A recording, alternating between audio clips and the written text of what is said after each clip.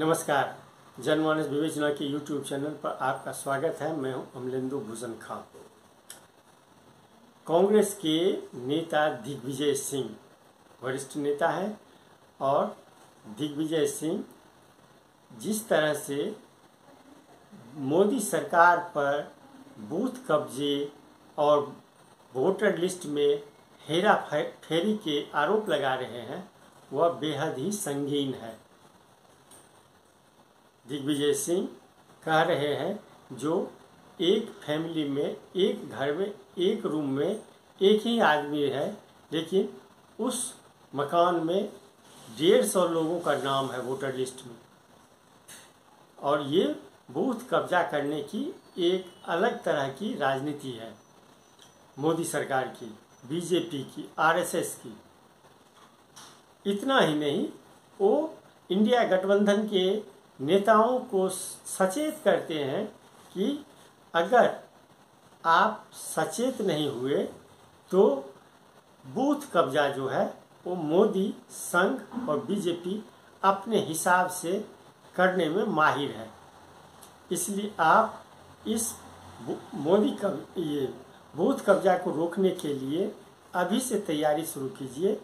लोकसभा चुनाव में 6 महीने की देरी है, लेकिन आपको आज से ही इस योजना को रूप देना होगा। इसके लिए आपको सारी तैयारी करनी होगी। कॉमन मिनिमम प्रोग्राम और कॉमन मिनिमम प्रोग्राम में सोशल इकोनॉमिक इश्यूज पर आम सहमति बड़ी आसानी से बनाई जा सकती है, और कॉमन मिनिमम प्रोग्राम का हमें जितना जल्दी हो सके जनता के सामने ऑल्टरनेट हमारे पास बताने की आवश्यकता है। ये हम इसलिए इंडिया अलायंस,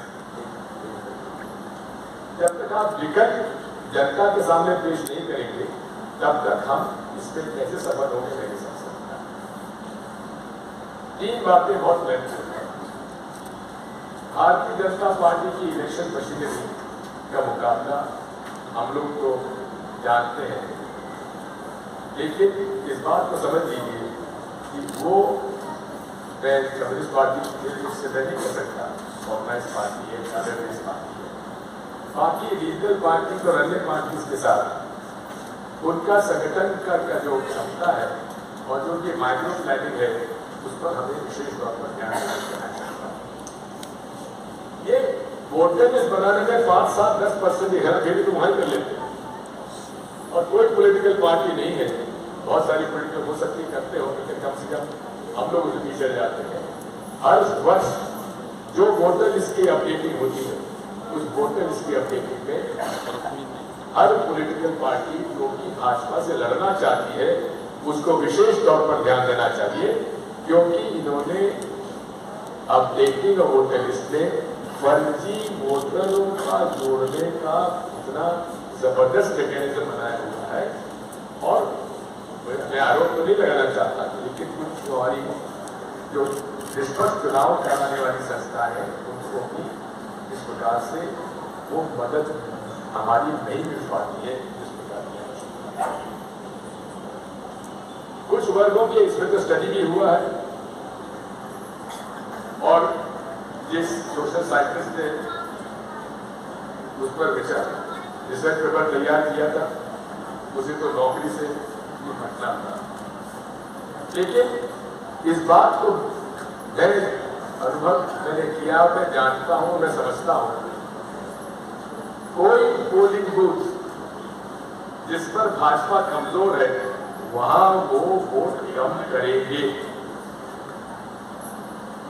वो फर्जी वोट बढ़ाएंगे और सही वोट काटेंगे। वो जो परिवार जो भाजपा के खिलाफ है उस परिवार में भी विभाजन कर देंगे। एक कुछ का वोट यहाँ, उसका वोट दूसरे को देगा। और ऐसे उदाहरण मेरे पास है, एक एक घर में, एक एक कमरे में 150 लोगों के वोट। ये सारी बातों पर ध्यान देने की आवश्यकता है। Diplomatic vote sharing, voter list, और अंत में इस पर भी ध्यान देने की आवश्यकता है कि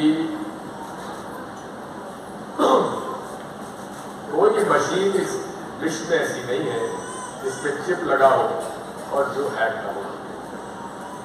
अब उसको कैसे आप कंट्रोल करेंगे ये आप पर निर्भर करता है और चुनाव आयोग की स्पष्टता पर निर्भर करता है। क्या हम लोग इस ईवीएम मशीन में ये नहीं कर सकते कि जो वोटिंग की बैच स्लिप गिरती है वो वोटर के हाथ में आ जाए और वो एक बैलेट बॉक्स में डाल दे जिसमें चिप लगा। जब भी आप बैलेट पेपर से वोटिंग करने की बात आती है तो एक शिकायत इस बात की आती है कि साहब बहुत टाइम लगता है, काउंटिंग में टाइम तो लगता है। जब अमेरिका की काउंटिंग डेट तो महीने चलती रहेगी तो भारत में एक दो दिन चले तो बड़ी बात नहीं है। लेकिन प्रश्न इस बात का है कि हम जिन क्षेत्रों से आते हैं, कुछ ऐसी विधानसभा है, मैं जानता हूं हम विधानसभा में जीतते हैं 46,000 से, 5 महीने बाद उसी विधानसभा में हम हारते हैं 42,000 से।